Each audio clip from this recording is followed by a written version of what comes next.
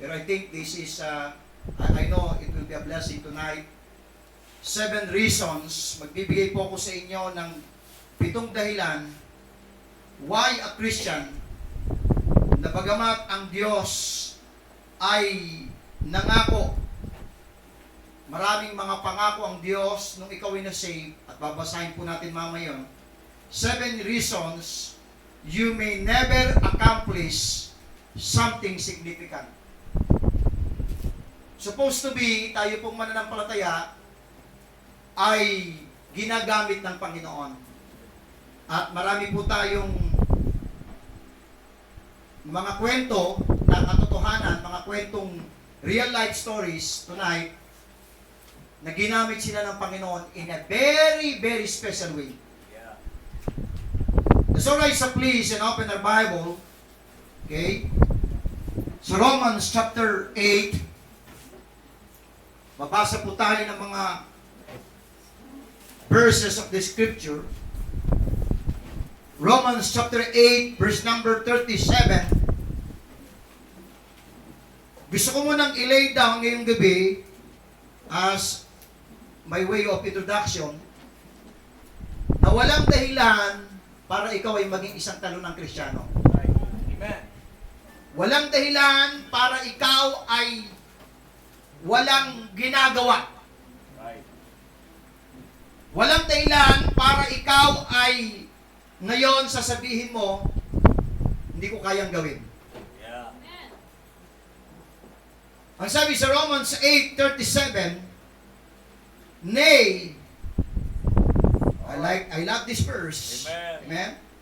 Nay, in all these things, I want you to note that, we are more than conquerors Amen. through Him that love us. Mga kapatid, sana ma-appreciate itong verse na to ngayong gabi. Yeah. Amen. Higit pa tayo sa nagtatagumpay sana. Yeah. Walang room for failures. Amen. Wala sanang mga Kristiyano ngayon, kung titingnan lang natin yung verse nito, wala sanang Kristiyano bumabagsak, hindi ko kaya. Because the Bible says, we are more than conquerors through Him Amen. that love us. Ephesians chapter 3, pampira. Basa tayo ng mga 3 verses para makita natin mga kapatid na may magagawa ka. Right. May magagawa ka nang higit pa sa ginagawa mo ngayon. Amen. Amen. May magagawa ka, kung meron kang ginagawa sa church na to, kung may ginagawa ka para sa Panginoon, meron ka pang higit pa doon na magagawa mo. Amen. Because the Bible says, we are more than conquerors through Him that love us. Ephesians chapter 3, verse number 20. Now unto Him that is able. Amen. All right. We have a God that is able. Amen. Amen. Merong Diyos tayo na merong kakayanan. Yeah. Ano yung kakayanan na magagawa niya sa atin? Now unto Him that is able to do exceeding. Ang gandang salita yun.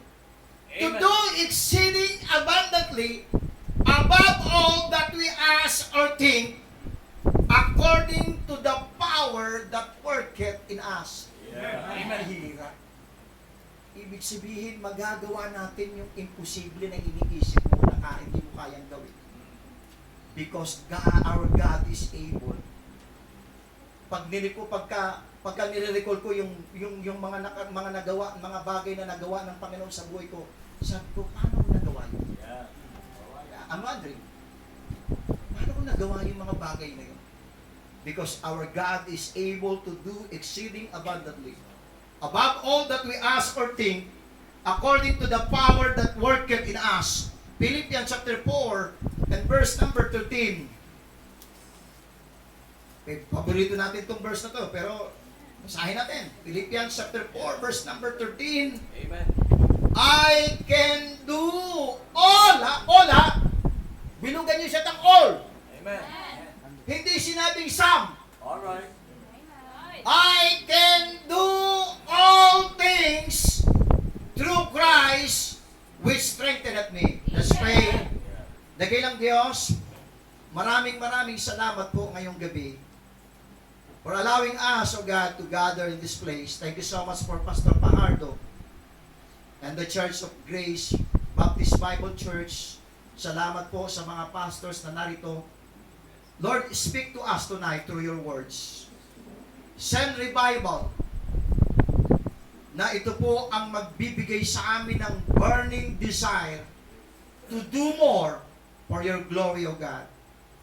Bless us now, in Jesus' name. Amen and amen. You may be seated. Alam nyo, may magagawa po tayo ng higit sa ginagawa mo ngayon. Because we are more than conquerors through Him that loved us. Magagawa mo yung mga imposibleng bagay na sa isip mo, hindi ko kayang gawin, pero magagawa mo yung mga bagay na iniisip mong hindi mo kayang gawin, yung mga bagay na kinakatakutan mo, ay malalampasan mo, because our God is able to do exceeding abundantly. Amen. Amen. That's right. At walang bagay na makakahadlang sa'yo, because I can do all things through Christ which strengtheneth me. Amen. Merong isang estudyante ka-classmate ko po sa Bible School. Mahirap lamang po ang kanilang buhay. Siya po ang panganay. At dahil mahirap lang ang buhay po nila, grade 3 lang po ang natapos po niya, grade 4. Lumaki siya sa bukid, nagsasaka. Tinawag siya ng Panginoon. Nagalit yung kanyang mga magulang. Pinalaya siya. Nag-aaral siya sa Bible School, naging ka-classmate ko po siya. Maawa ka sa kanyang kalagayan. Una, yung mga professor namin, yung mga teachers namin sa Bible School, may 3 Amerikano. Pangalawa, King James Bible. Alright. Pagka tinatawag siya ng aming teacher para magbasa ng Bible, ganito po siya pag binabasa po niya. Halimbawa, John 3:16. For God so loved the world that ganun po siyang magbasa. Ang kanyang pantalon, for 3 years, yun lang. Isa lang. Yung sapatos niya, wag na wag mong itataas dahil wala nang swelas. Wala siyang pera. Wala nagsusupport sa kanya. Minsan, pag kumakanta po yun sa Bible School, sa dormitory, kumakanta po yun, ibig sabihin, pag kumakanta po yun ng hapon, hindi pa po yun nag-breakfast at hindi pa po siya nag-lunch. May isang Bible student, binigyan siya ng tuyo, isang pritong tuyo ng kanin. Totoo po ito. Hinati po niya yung pritong tuyo. Hinati niya yung kaparanggot na kanin. Sabi nung nagbigay, bakit? Ito, yung kalahati ngayong gabi, ito para bukas. Meron ako naging blessing. Sabi ko, Brad, ito tayo sa bakery. Bili kami ng ensimada. Iyak siya habang nagpe-praise kami. Sabi niya, salamat Brad, kahapon pa ako di kumakain. Kulang salat sa pera, salat sa pinag-aralan, nakagraduate, lumipas ang 15 years, nagkita kami, siya isang pastor, nasa malaking conference kami nagkita, tinawag siya pag-preach, pambihira pastor, may iinggit ka sa kaka-English niya. Uy. Yung mga miyembro niya, attorney, may 3 teacher, may 1 doktor. What is that? Amen. Amen. Because we are more than conquerors. Him that love us. May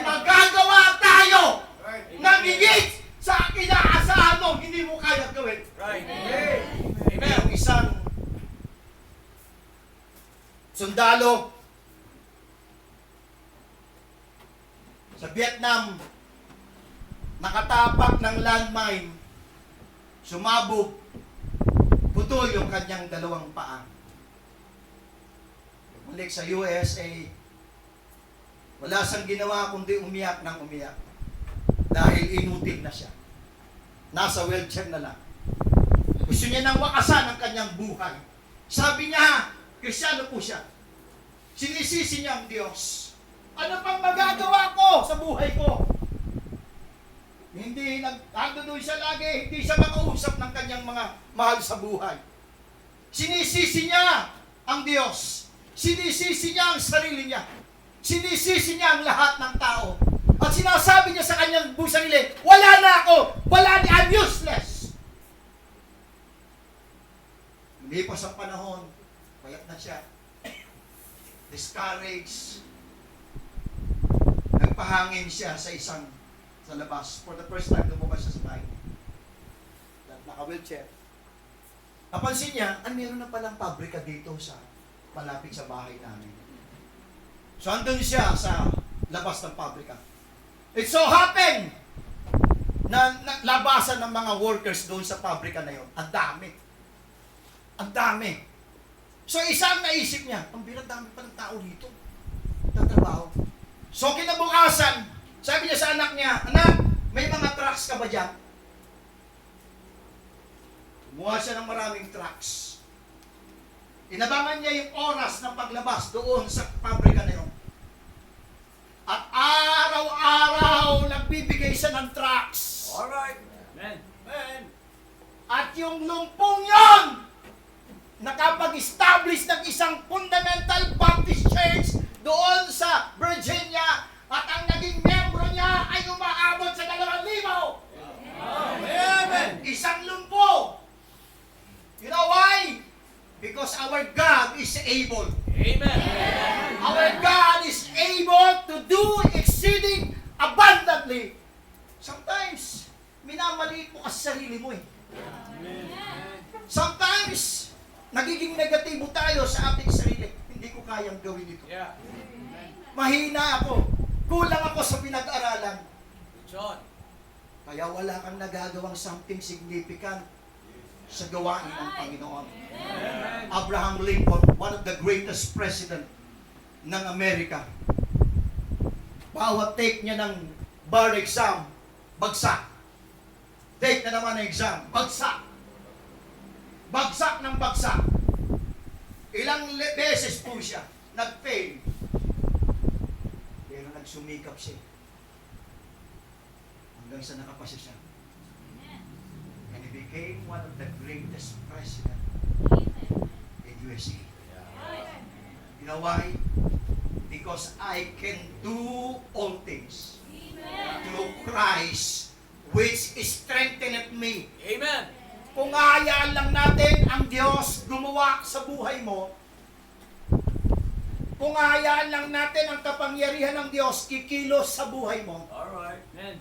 you can do things na merong significant sa ministry ng Panginoon. Right. Amen. Amen.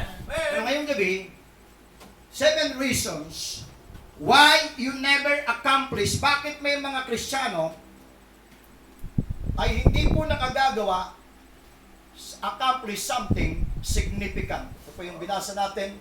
Now unto him that is able to do exceeding abundantly above all that we ask or think.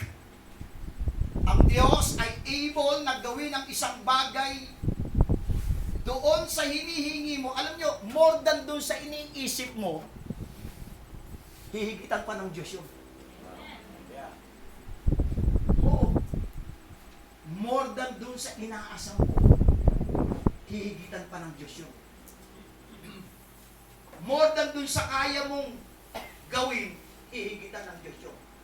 Sabi diyan, now unto him that is able to do exceeding abundantly above all that we ask or think, according to the power that worketh in us. Bakit ako matatakot? Bakit ako mag-aalala? Bakit ako magmumukmuk sa isang sulok at sasabihin kung wala akong kayang gawin, wala akong magagawa? Samantalang merong Diyos na tumatrabaho sa iyo. Amen. The Bible says, in all these things, we are more than conquerors through Him that love us. I can do all things through Christ which strengthen me. Now, ano yan? Number one, ito po yung reason number one. Procrastination. Right. Good. That's right. Yan po yung unang-unang dahilan, wala ka talagang magagawa. Something significant sa buhay mo. Something special na may value, na may impact sa buhay ng ibang tao. Yung procrastination. Yung sinasabi lang, manyana habit. Alright. Yeah. Ano yung procrastination? Ito yung gagawin mo sana ngayon, ipinagpapabukas mo pa. Right. Amen. Wala ka nga talagang ma-accomplish. Kapag ka lagi mo sinasabi, sa na lang yan. Sa susunod na lang yan. Right. Okay? Hindi naman ito sa pagtataas ng bangko, mga pastors. Pag may ginagawa akong booklet, may ginagawa akong mga books, I spend 8 hours a day in my office. 8 hours a day for 3 consecutive weeks. Studying the books, the Bible, reading some books, reading some articles. And sometimes, nakakaramdam ako ng pagkapagod. Sometimes, sasabihin ko, parang, natural to parang tinatamad tayo. Alright. Sasabihin ko sa sarili ko, bukas ko na lang tatapusin ko. So, ang gagawin ko, pupunta ako sa room ko, hihiga ako, para magpahinga. Pero habang nakapikit ako, yun pa rin yung nasa utak ko yung ginagawa. Sabi ko, after 10 minutes, tatayo, tatapusin ko ito ngayon. Wala ka talagang ma-accomplish something significant in your life. Kapag ka lagi ka tuwiran na, saka ko na lang gagawin yan. Next time na lang. Sa susunod na lang. Pag ipinagpapabukas mo, sabi ni Pastor Mar Arias, isang attorney po na pastor doon sa Project 8, may sinabi siyang statement, I like it. What you want for tomorrow, do it now. Kung ano ang gusto mong maging ano ka in the future, Yeah. ngayon pa lang, umpisahan mo na. Amen. Saka nakita, gusto kong maging doktor, pero hindi ka naman, hindi ka naman nag-aaral. Right. Gusto kong maging engineer. Gusto ko ito, gusto ko mangyari sa buhay ko. So kung gusto mo yun ang maging outcome ng buhay mo, ngayon pa lang, inuumpisahan mo na. Procrastination. Ang sabi diyan remember, procrastination is an assassination on the amazing future God has for you. Sabi sa Philippians chapter 3, verse number 14. Philippians chapter 3, verse number 14. Sabi sa verse 14, I press toward the mark. You're always looking forward for things. I press toward the mark for the prize of the high calling of God in Christ Jesus. Palagi dapat nakatingin ka lagi sa future. Palagi dapat nakatingin ka sa malayo. Dahil kapag ka, alam niyo yung pagkakaiba ng manok at saka ng agila. Ang manok, hanggang dyan lang yung nakikita niya.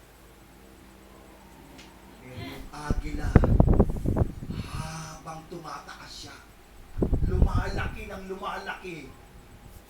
Yung horizon, yung scope ng nakikita niya. Yeah. Dapat ganun tayo. Huwag tayo maging manok. Amen. Be like an eagle. Amen. Soar high. Makagagawa ka ng something significant yung people sa buhay mo. Kapag ka, lagi kang naka-look forward doon sa price for the price of the high calling of God in Christ Jesus. Sabi sa Ephesians chapter 1, verse number 11. Ephesians chapter 1, verse number 11. Says in Ephesians chapter 1, verse number 11, in whom also we have obtained an inheritance, being predestinated according to the purpose of Him, what? According to the purpose of Him, who worketh all things after the counsel of His own will. God has a purpose in your life. Amen. Amen. Pero yung purpose ng Diyos na yun sa buhay mo, tanong, yun ba yung nagaganap, nangyayari ngayon sa buhay mo? Yan. Procrastination. Mga kapatid, ang ganda ng message kagabi. Start now. Yeah. Amen. Amen? Amen. Yung soul winning, yung pinakita mula kahapon at saka kanina, yung 1024, hindi imposible yun. Right. Hindi imposible yun that by next year, fresh 5, 2, 3, bawat isa sa atin, bawat isa sa inyo may dala. Right. May dala kayong akay, hindi imposible yun. Right. Amen. Kaya lang magiging imposible kapag ka sinabi mong, sa susunod na lang ako mag-visitation. Right. Sumating yung susunod na linggo, sa susunod na lang ako sasama sa visitation. Sa susunod na lang ako mag-social winning. Procrastination. Marami pa namang panahon. Yeah. Marami pa namang panahon. Isang nag-trigger po sa akin kung bakit kahit gaano kahirap sa Bible school, hindi ako nag-quit. Merong isang lalaki na tinatawag ng Panginoon para sa mag-Bible school at magpastor. So pumasok siya ng first year, first sem. Then may nag-offer ng abroad sa kanya. Pero kinumit niya na yung sarili niya prior to that. Panginoon, iniaalay ko na yung buhay ko sa iyo, mag-aaral ako sa Bible school at pagkatapos magpapastor ako.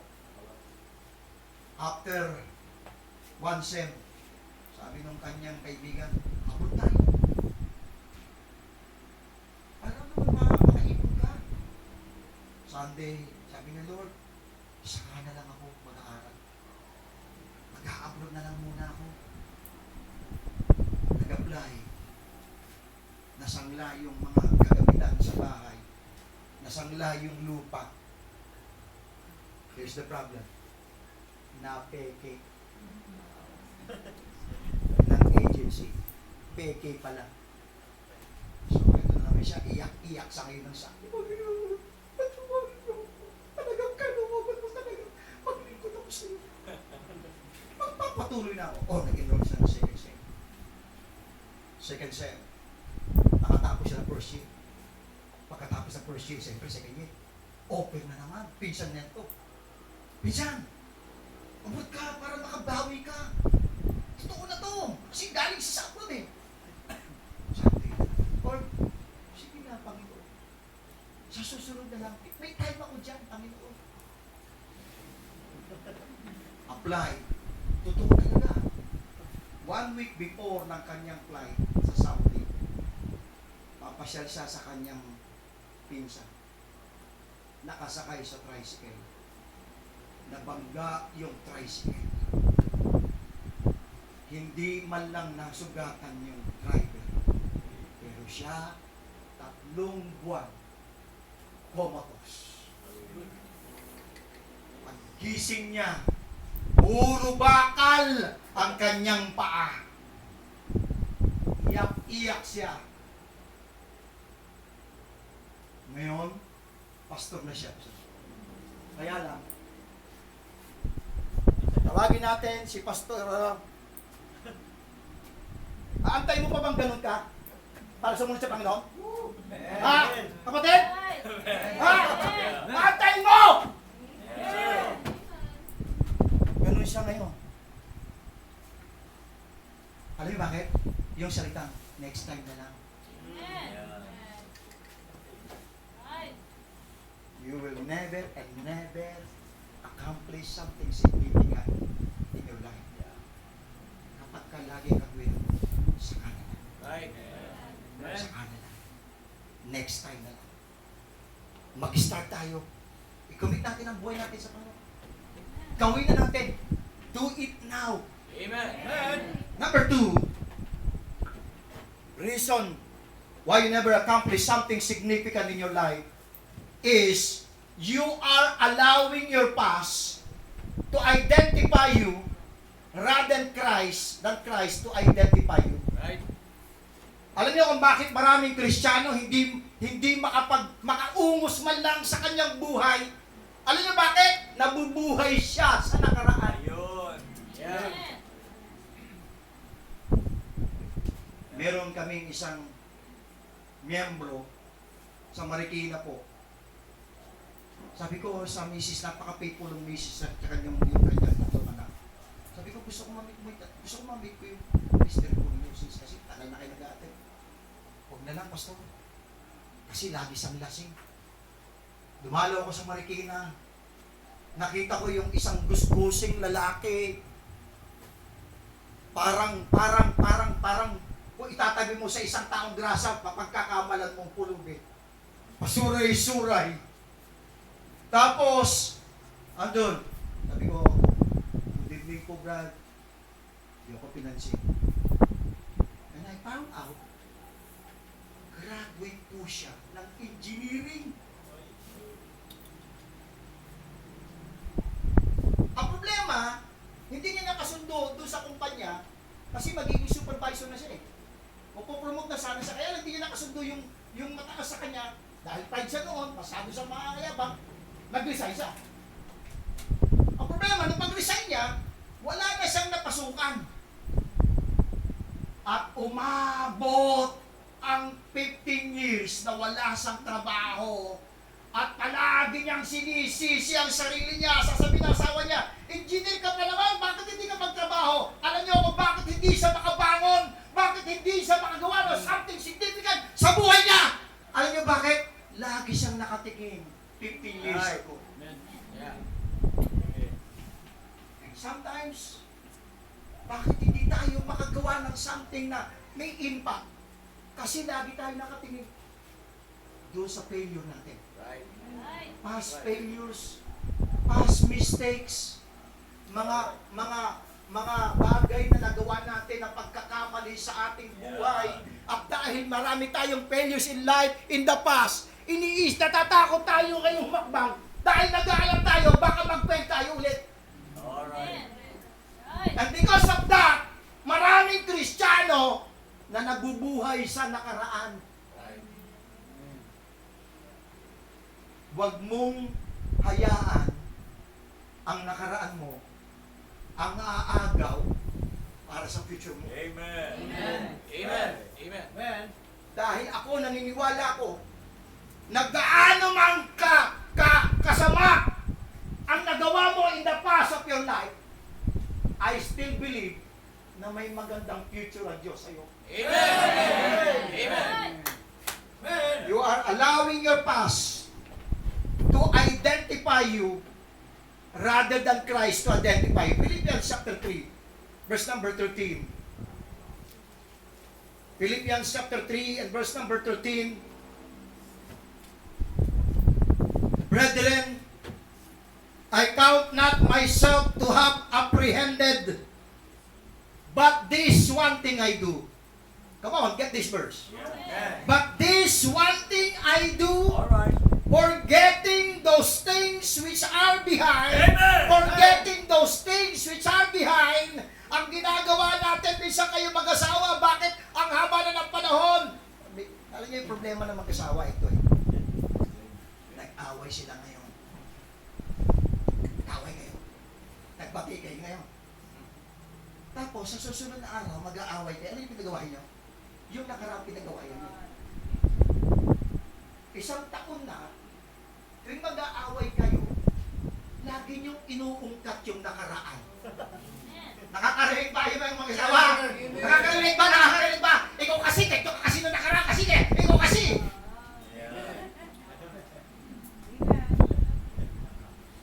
And because of that, hindi ka nga talaga makagagawa something significant in your life kung palagi kang nakatingin sa nakaraan ng buhay.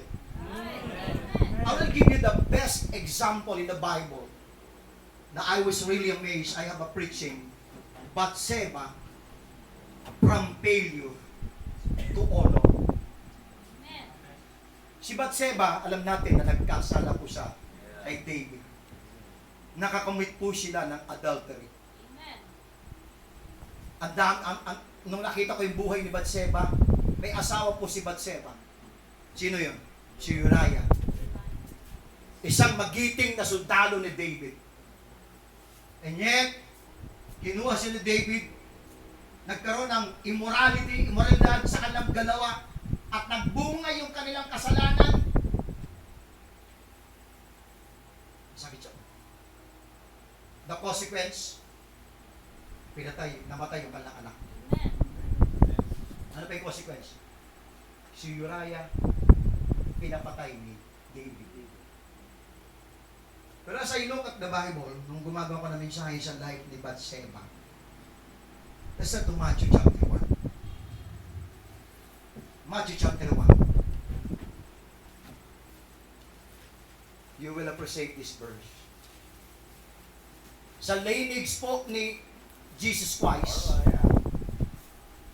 mamamangha kayo eh.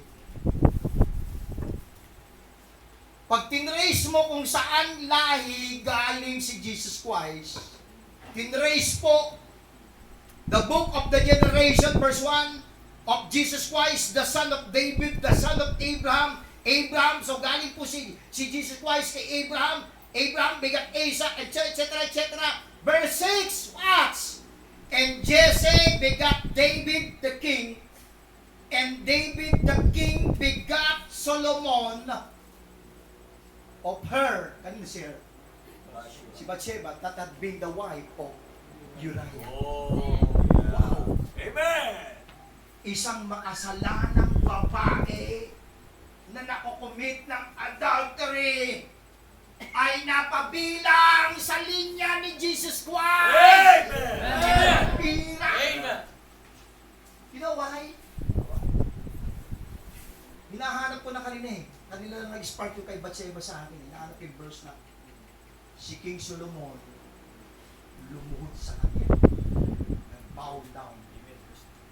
Kay Queen, ang sabi doon, Bathsheba, anak nila. Ano niya bakit? Hindi niya hinayaan yung past errors.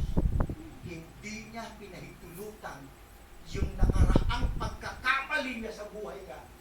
Ang yun ang lalamon para sa kanyang future. Right. Amen. Bakit wala kang magagawa something significant in your life? Because you're allowing your past to identify you rather than Christ to identify you. You are not who you were. Right. Amen. You are who you are in Christ. Amen. The Bible says, I don't care kung anong nakaraang buhay mo. Dati kang lasinggero, pinapatas. Dati kang mabayero. Dati kang sugarol. Napaka-drugista ka. Napaka-wicked mo. Pero nung nakilala mo si Kristo, Amen. the Bible says, Amen.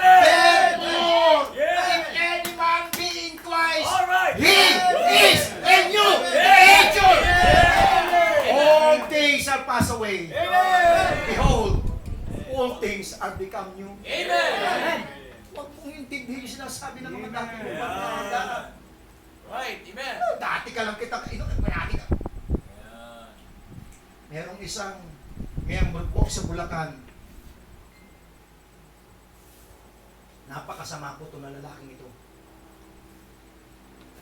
Lumaki po siya sa pier. Sa Manila, sa pier. Alam niyo mga pier, sa pier, marami mga maluloko rin eh. Alam niyo, sa sobrang niyang panggaganso sa tao. Pag may naliligaw ng mga Bisaya, yung po. Sa kami naliligaw ng mga Provinciano, sasakay ng barko at dadaong ng Manila. Ultimo dala mong manok, hinahanapan nila ng birth certificate. Manok pa lang niya. May birth certificate ba yung manok mo? Aanga-anga ka sa Manila. Wala. Kailangan may birth certificate yan. Magbayad ka para makapasok, may labas mo yan. Ganon siya kagagaggrabing manloko ng tao. Pero when he got saved, All right. listen to this. Halos kalahati doon sa San Ildefonso Bible Baptist Church na nagpunsa ko. halos kalahati ng miyembro. Wow. Isang taong napakasama. And yet, when God touched his life, All right. Amen. makagawa siya something significant na hindi niya sukat akalain na magagawa niya. Amen. You know why? Bakit wala kang magagawa something significant in your life? Because you're allowing your past. Sabi dito, and if you don't let your past die, then it won't let you live. Pag hindi mo hinayaan yung nakaraan mo na yan ay mamatay, hindi ka mabubuhay in the future. Wala kang magagawa. Marami tayong mga ginagawang pagkukulang, marami tayong nagawang palpak sa buhay natin. Pero kapag ka lagi tayong nakatingin doon, hindi ka nga uusad. Hindi ka makapag-move forward. Amen. Amen? Minsan, merong isang babae, pinangakuan ng isang magandang lalaki. Nagmamahalan sila. Tapos, aalis si lalaki dahil siman loko. Siman. Sabi ng lalaki.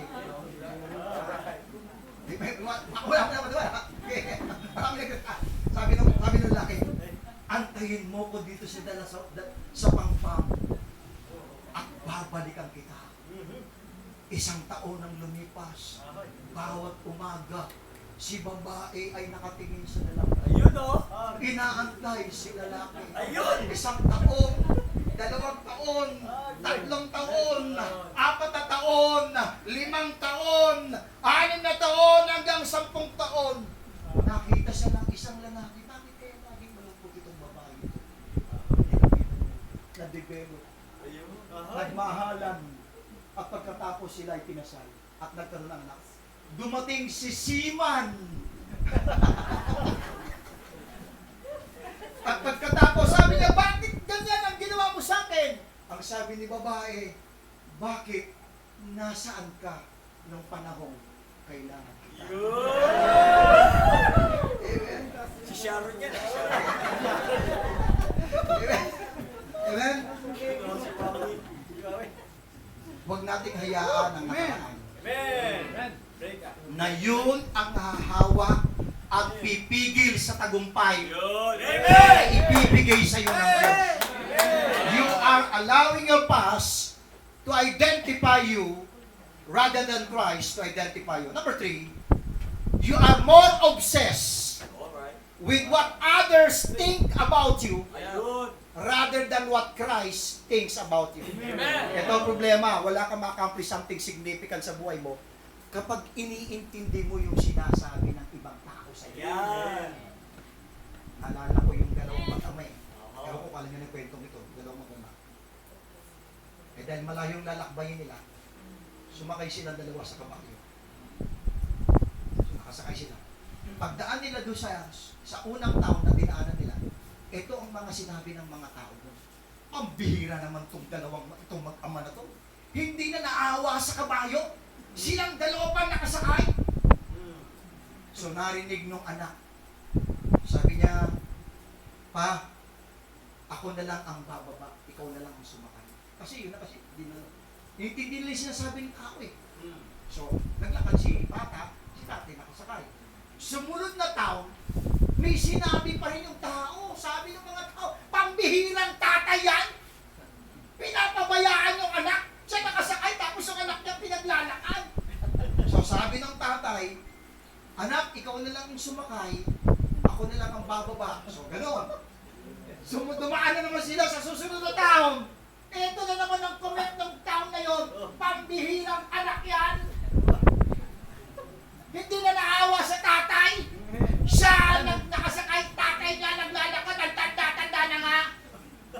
Guess what? Para sa kakaintindi nila sa lahat ng tao kung ano sinasabi, sa sumunod na taon, ang ginawa nila, binuhat nila yung kabayo. Amen. Alam mo, pinatay eh. Kapag iniintindi mo Yan. Kung anong sinasabi ng kapitbahay. Ayun. Kung anong sinasabi ng kaibigan mo. Right. Amen. Wala ka nang makampi sa Amen. kaibigan. Amen. Sabi ni Pedro sa Acts, I'd rather obey God rather than men. I don't care kung ano man ang kanilang comment, ano man ang kanilang sasabihin, as long na alam ko kalooban ng Diyos ang ginagawa ko, magpapatuloy ako. Amen. Magpapatuloy ako. Sabi sa Galatians chapter 1, verse number 10. Galatians chapter 1 and verse number 10. Sabi po sa Galatians chapter 1, verse number 10. Sabi ni Pablo, for do I now persuade men or God? Or do I seek to please men? Or if I yet please men, I should not be the servant of Christ. Hindi sila ang piniplease mo. Ang dapat i-please mo sa araw-araw ng buhay mo, ang Diyos. Amen. Kaya, sasabihin ng mga tao sa paligid mo sa kay mga young people, ang manang-manang mo naman, old-fashioned ka naman, I don't care! Right. Amen. Ganyan ang suot mo. Makabago na tayo. I don't care as long na napiplease mo ang Diyos. Amen. Amen. Praise God. Wala ka nang ginawa. Sasabihin ng mga kamag-anak mo, wala ka nang ginawa. May simba na kayo sa linggo ng maga. May simbo pa kayo. Ngayon, meron pa. Naalis ka na naman. Ano ba naman yan? Baka sumobra ka na sa langit. I don't care kahit anong sabihin. Amen. Kapag iniintindi mo yung sinasabi ng tao sa iyo, wala ka nang makampi something significant in your life. Amen. You are more obsessed with what other thinks about you rather than what Christ thinks about you. Sabi ng biyanan ko, mother-in-law ko, business po yung mother-in-law ko po sa Pampanga. Nag-start po kami ng vision work sa UMBCA. Hindi sinasabi po ng wife ko yung hirap na inaabot namin sa ministry. May mga panahon na umiiyak yung wife ko dahil hindi po naranasan ng wife ko. Dahil sa buhay niya, lumaki siyang naghapag ng pagkain sa table nila. 2 o 3 klaseng ulam yung naghapag, meron pang dessert. Wala, na-inlove siya dito. Amen. Ito ngayon, ang na-inlove siya dito, nasa ministry kami. Nagluto ako ng masarap na paksiw.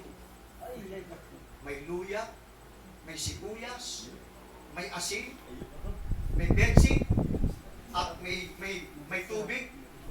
Kaya lang, ang problema, walang isda. Kahanap niya. Sabi niya, ano yung niluto mo? Paksiw.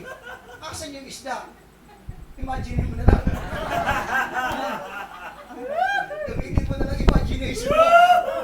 Yeah. Tapos iiyak siya. Sabi niya, ganito ba sa ministry? Balik na lang tayo sa Pampanga kasi sabi ni nanay ko, magtitinda na lang tayo, bibigyan tayo ng punan. No.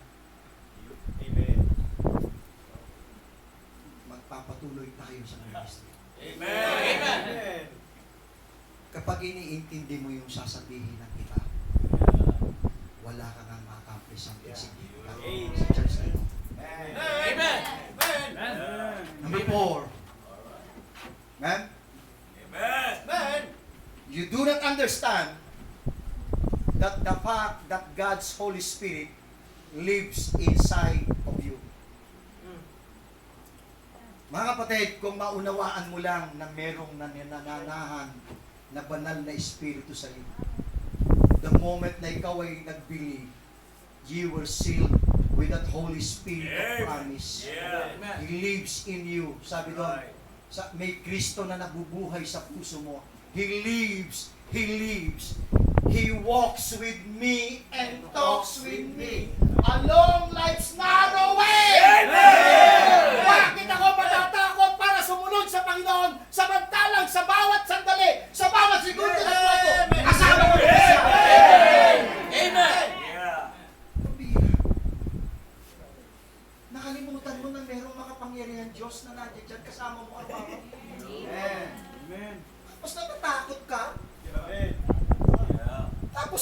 magawa sa church? Nag-aalala ka? Hindi ka man lang makahakbang something na significant na maaaring magkaroon ng malaking impact. Wala kang nagagawang value sa buhay mo sa church na ito. Dahil itong iniisip mo, hindi ko kaya. Talaga naman wala naman tayo. Ba hindi? Wala. Bilang isang tao, wala tayong kakayanan. Yeah. Pero I like the verse. I can do all Amen. things. Bakit mo magagawa? Hindi dahil sa'yo. Through Christ. Amen. Which strengthened me. 2 Corinthians chapter 4. Wala po dyan sa verse. Naalala ko lang to. I really love this verse. 2 Corinthians chapter 4. Merong isang membro sa church. Namatay yung kanyang asawa. Namatay yung kanyang anak. Nawalan siya ng trabaho. Araw-araw umiiyak siya. Sabi ng pastor, sis, makakaya mo. Hindi. Bakit na rin ako patay? Sabi ng pastor, tumaliw ka. Makakaya mo. And every day, lagi niya sinasabi sa sarili. Hindi ko na kaya. Pero hindi niya namamalayan. Lumilipas yung araw, yung panahon. Nag-heal yung pain. Hindi niya namamalayan. Unti-unti, binibigyan siya ng Diyos ng mga bagong kasama na nagbibigay sa kanya ng joy. Pero iniisip pa rin niya, hindi niya kaya, hindi niya namamalayan. Hindi niya sabi sa Corinthians chapter 4, itong ginagawa ng Diyos sa panahon na ikaw ay problema, sa panahon na ikaw ay down, sa panahon na hindi mo kaya, parang dapang-dapa ka na. Ang sabi dito ng verse, for which cause we faint not. Bakit hindi tayo dapat huminto at mag-discourage? But though our outward man perish, Alright.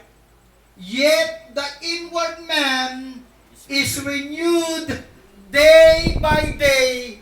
Araw-araw, sasabihin mo, hindi ko kaya. Pero pag gising mo sa kinabukasan, tutulungan ka ng Diyos na meron kang something na magawa. And then sasabihin mo, hindi ko kaya yung bukas, pero pagdating ng kinabukasan, Alright. i-renew ng Panginoon ang spirit mo, Amen. malalakasin ka niya, and then magagawa mo isang bagay na hindi mo nagagawa. And then ititingnan mo yung bukas, hindi ko kaya, paggising mo ng umaga, ipagagawa ng Diyos sa'yo, bibigyan ka niya, i-renew niya yung strength mo. Hindi naman pag nagtrabaho tayo, di ba? Lalo na yung magbibigyan ng trabaho, di ba? Di ba ito, physical po ito. Pagod na pagod ka, talagang bagsak ka talaga, higa ka talaga sa higa mo, wala ka na, pagod na pagod ka. Pero paggising mo ng umaga, malakas ka na. Yeah. Amen. Yun yung ginagawa ng Diyos sa iyong Espiritu. Amen. Pagod na pagod ka sa problema na hinarap mo ngayon. Pero paggising mo ng umaga, malakas ka na.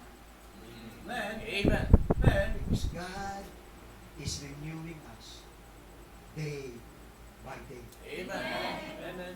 That's why, kapag iniisip mo yung mga bagay, mga problema sa buhay mo, nakakalimutan mo na merong Diyos na nanahan sa iyo na kayang gawin, ipagawa ng Diyos sa pamagitan ng kanyang kapangyarihan na magagawa mo yung something significant. Amen. I was in Tennessee 2001. Meron lang akong pinalaw doon. At yung pinalaw ko, mag-asawang Gaiter family.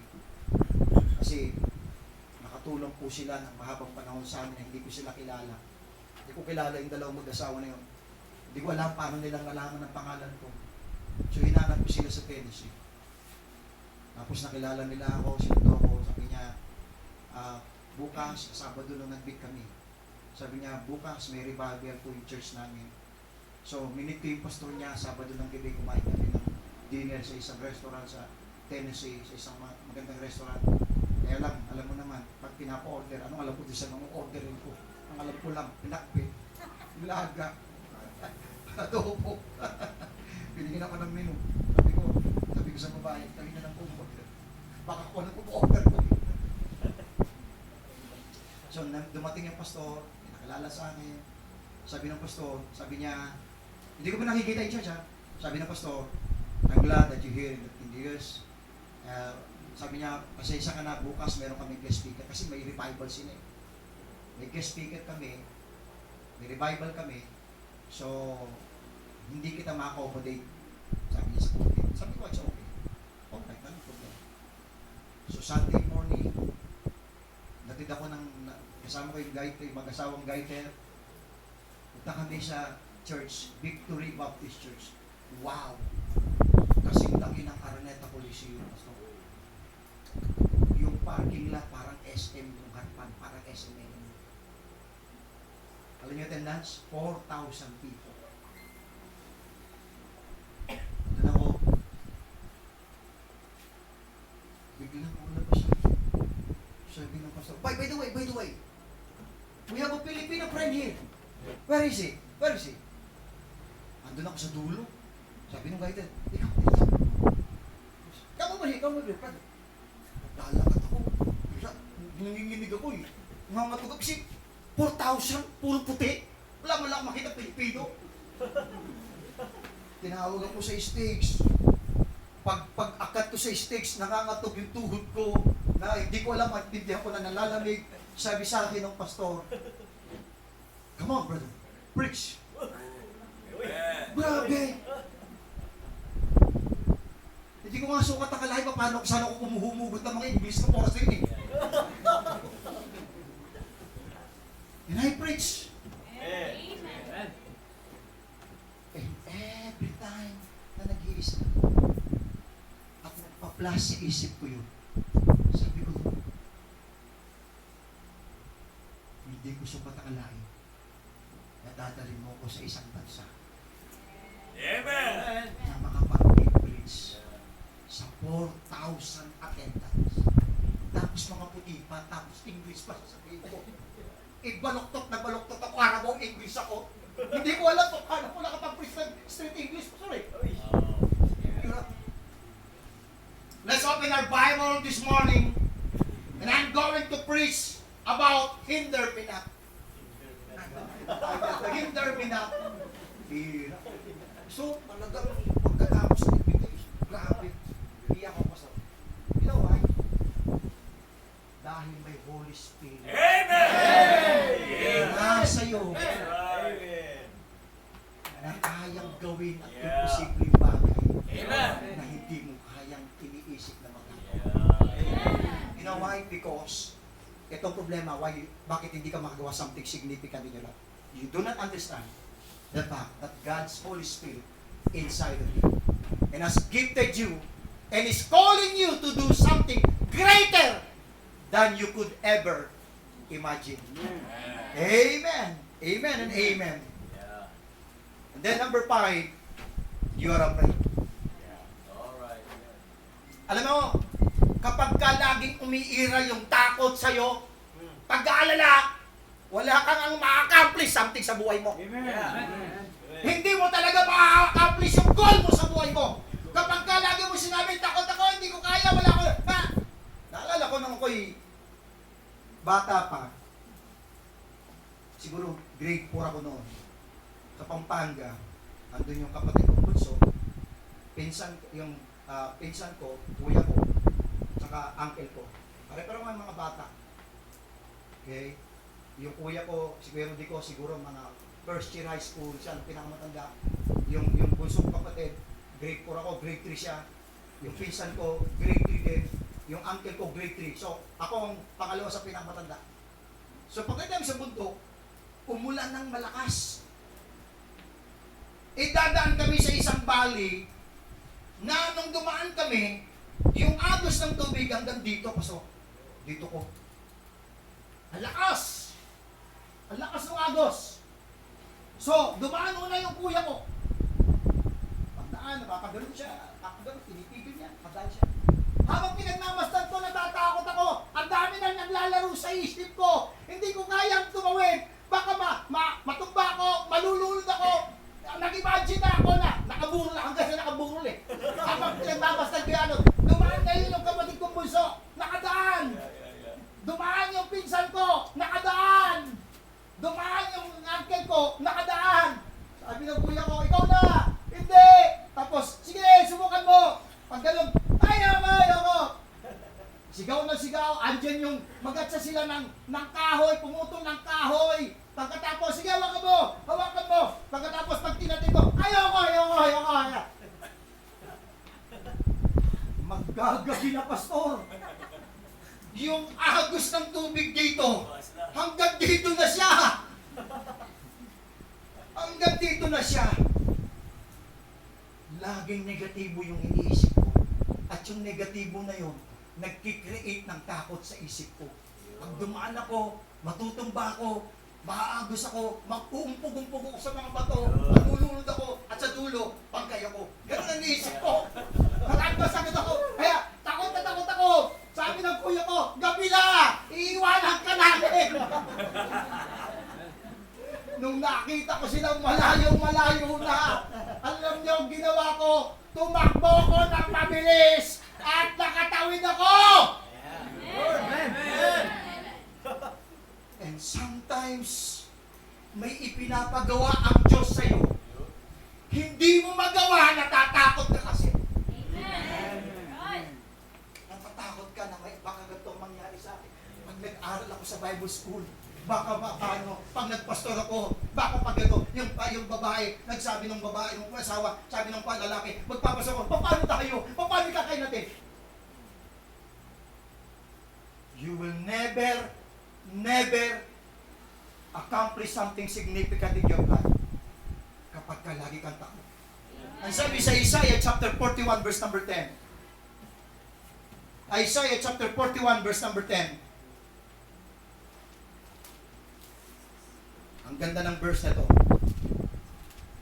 Sabi sa Isaiah chapter 41 and verse number 10. Fear thou not. Amen? Amen. Why? Bakit hindi ako dapat matakot? For I am with thee. Amen. Be not dismayed, for I am thy God. I will strengthen thee. I will help thee. Yea, I will uphold thee with the right hand of my righteousness. Amen. Amen. Sabi ng Panginoon sa'yo, sige, sumunod ka. Bigat na problema, hindi ko kaya. Mananatili ka sa kinalalagyan mo ngayon. At hindi ka makakahakbang ng unang hakbang sa pagsunod mo sa Diyos kapag ka lagi mong iniisip ang takot. Pag laging iniisip mo kung anong mangyayari sa buhay mo pag sumunod ka sa kalooban ng Diyos. You are afraid. Takot ka. Alam nyo, kami yung mga pastor dito, yung mga pastor ko, kung pinairal lang namin ang takot namin, wala kami ngayon sa ministry. Amen. Tama mga pastor? Amen. Tama mga pastor? Amen. Kung pinairal namin, inisip namin yung, paano kami mabubuhay? Tapos, paano na yung pamilya ko? Saan kami titira? Ano magiging buhay namin sa ministry? Pag pinairal namin, kung pinairal namin yun, wala kami ngayon sa harapan nila. Wala ka nang magagawa something significant in your life kapag katakot ang pinairal mo sa iyong buhay. Number 6, amen? Amen. You were clearly created on purpose, with a purpose, and for a purpose. Dapat mong maunawaan, kapatid, na merong layunin ng Diyos sa iyo. Hindi ka nandito na basta-basta na lang na walang layunin ng Diyos sa iyo. Hindi aksidente kayo ay narito. Hindi totoo. Grace Baptist Bible Church, mga members, hindi kayo nandito na parang, ay, bakit kayo ito? Ewan ko. Hindi. Binala ka ng Diyos dito dahil may layunin ng Diyos sa buhay. At yung layunin na yun, ini-expect ng Diyos na yun ang makita niya araw-araw na ginagawa mo. Amen. Ang tanong, mga young people, yung bang nangyayari sa buhay mo, yun ba talaga ang tunay na layunin ng Diyos sa iyo? Sabi ng Bible, kailangan malaman mo at maunawaan mo ang kalooban ng Diyos. Psalm chapter 139. Psalms 139, verses 13 to 16. Sa po ng Bible. Thine eyes did see my substance, yet being unperfect. And in thy book all my members were written, which is continuance were passion, when as yet there was none of them. How precious also are thy thoughts unto me, O God. How Amen. great is the sum of them. Amen. Right. Amen. Yeah. Amen. Ay mga kapatid, bata ka pa lang. Natatandaan ko no ako'y bata pa lang sa Caloocan. Ano siya, kumprador ng Hay-Alay ang tatay ko eh. Tabo. So marami siyang ng mga nagpapataya. Parang weteng pero Hay-Alay nun eh. Papataya. So meron siyang mga kumprador na 50. So yung 25, sisingilin niya yun between 6 to 7 ng 8 to ng gabi. And then ako ang papalit sa kanya 9 hanggang 11. Kailangan 11 maipasok ko yung mga pataya ng mga papel doon sa pinaka yung nagpapataya. Kasi pag hindi, pag nanalo yun, tatay ko mag-aabono. So every day, pupunta ako sa mga sulok-sulok ng mga squatter. Kukunin ko yung pataya, kukunin ko yung papel, kukunin ko yung mga pataya, tatanggalin ko yung porsyento, tapos punta na naman ako, lalakad na naman ako, then kukunin ko yung pataya. Every day, may hawak-hawak ang isang 13 years old na bata. From Monumento, sasakay ako ng Balintawak, and then tatawid ako ng tulay. In the middle of the night, 11 to 12, marami ako makakasalubong. And then kinabukasan, mababalitaan mo may sinaksak doon sa tulay, may hinold up, may pinatay.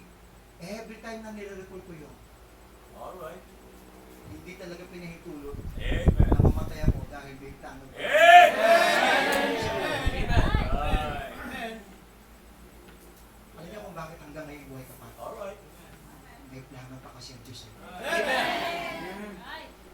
Pero kapag hindi mo talaga inalam, hindi mo sinabi sa sarili mo, Panginoon, ang kalooban mo ang gagawin ko sa buhay ko.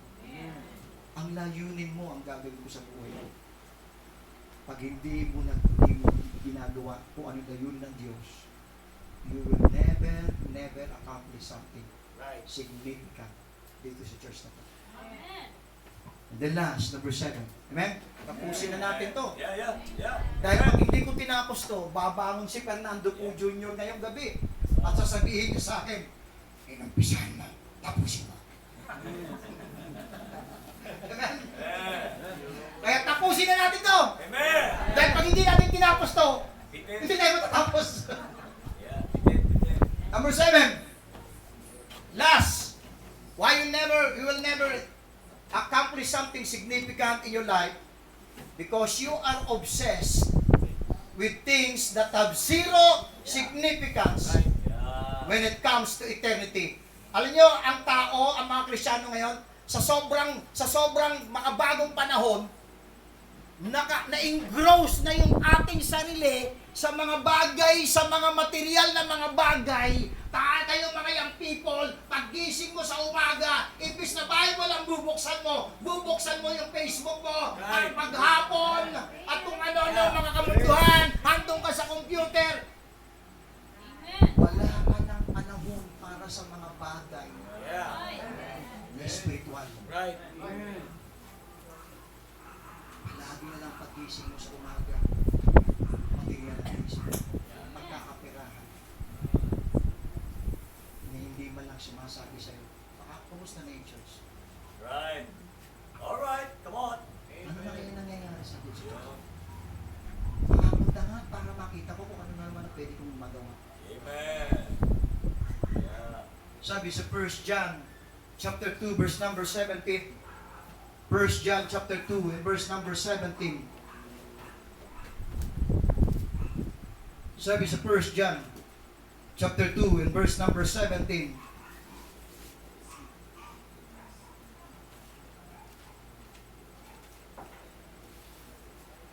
Amen? Amen.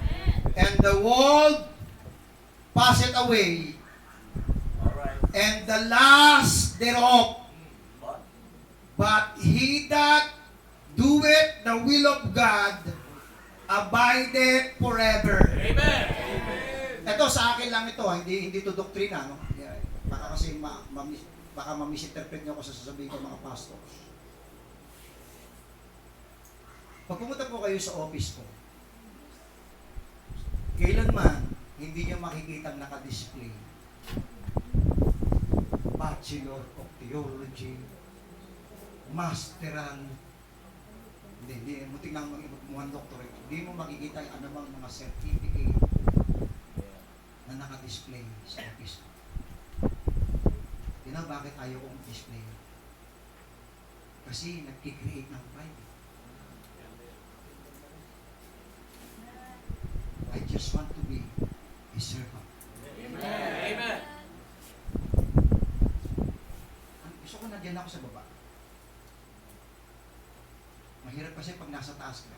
Isa lang ang pwedeng mangyari pag nasa taas kayo. Bumagsak eh. Tama? At least pag nasa baba ka, ang pwedeng mangyari, tumaas ka. Eh pag nasa taas ka, isa lang ang pwedeng mangyari, babagsak ka. Pero mas maganda nasa tababa ka. At least, iaangat ka ng Diyos. Amen. Humble yourselves in the sight of God. Right. And He will lead you out. Amen. Ayun mga kapatid. Sabi diyan, and the world passeth away, lahat ng mga bagay na pinagkabalan mo sa buhay mo. Pagdating ng panahon, lahat ng yan ay magugulang mo. Right.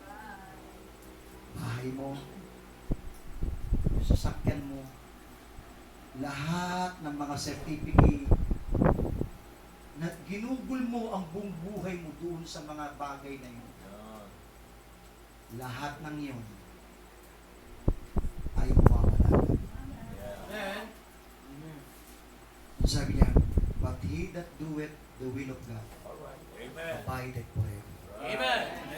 Pagharap mo sa Diyos, hindi ka naman i-congratulate ng Diyos dahil ikaw ay naging isang successful na businessman, naging isang successful na engineer, Yeah.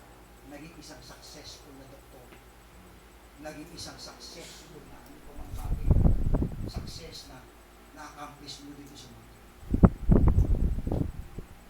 Alam nyo kung saan tayo i-congratulate ng Panginoon. Well done, thou good and faithful servant. Right. Enter thou into the joy of the Lord. Alam nyo yung merong significance sa Diyos na pwede mo magawa na it will last for eternity. Yung mga bagay na ginawa mo para kay Kristo. Amen. Amen. E paano kung wala kang ginawa para kay Kristo? Kasi pagdating mo sa langit, I have no time para ipakita sa iyo. Maraming mabubura sa memory mo. Alam mo, hindi pagdating mo sa langit, pag-uusapan mo, alam mo nung nasa lupa tayo, naging summa cum laude ako. Wala yun. Hindi mo na maalala yun. Okay? Hindi mo maikikwento yun. Alam mo nung nasa ano tayo, nasa ano ko, ay, pambira. Ang galing kong naging konsyat. Wala. Yeah. Ang magre-retain lang sa mind ng isang Pilipinas in eternity yung mga bagay na ginawa na para kay Kristo. Amen. Kaya mga kapatid, Yeah. huwag nating aksahin mga people yung buhay mo sa sanlibutan. Right. Right. Because the Bible says, and the world passeth away, and the last thereof. But he that doeth the will of God abideth forever. In closing po, Acts chapter 17, verse number 6. Meron pong mga tao sa Biblia na hindi po sila nakapag-aral. Hindi po sila mga sikat na tao. They're just an ordinary people na walang pwedeng ipagmalaki sa society nila. mga ordinaryong tao, probably some of these people are farmers, walang pinag-aralan. Kanigimigi, isa to this. Pero tinan niyo ang ginawa ng Diyos sa buhay na. Acts chapter 17, verse number 6. And when they found them not, they drew Jason and certain brethren unto the rulers of the city, crying, these that have turned the world upside down and are come thither also. Amen.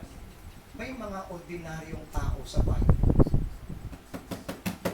They are just few people, but they turn the world upside down. Amen. Amen. Amen. Nasik nila yung lugar nila.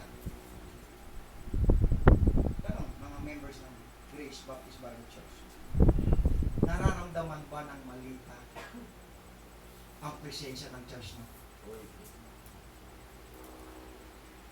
Alright.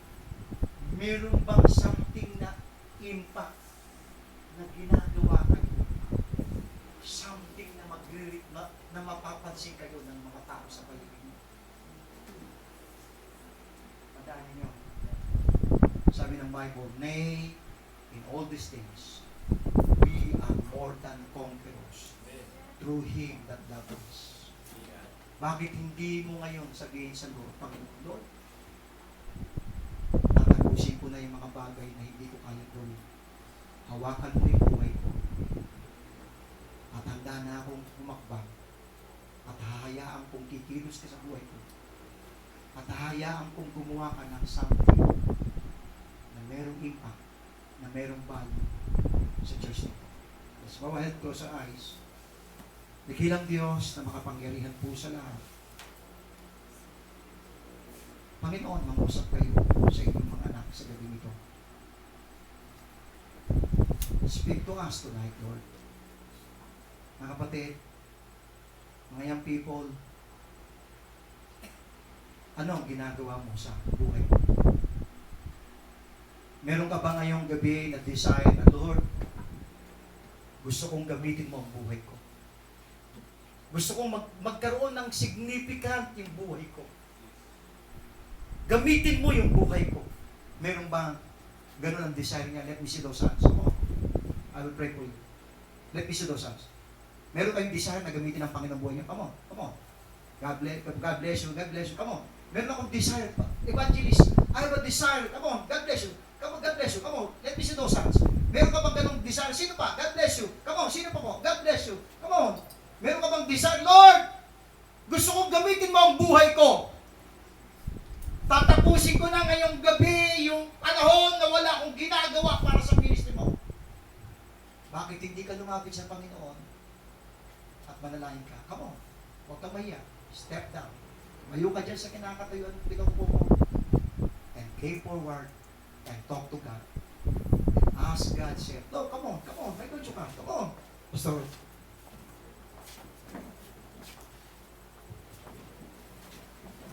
Well, mga kapatid, masyadong napakalinaw ng mensahe. So ano nagiging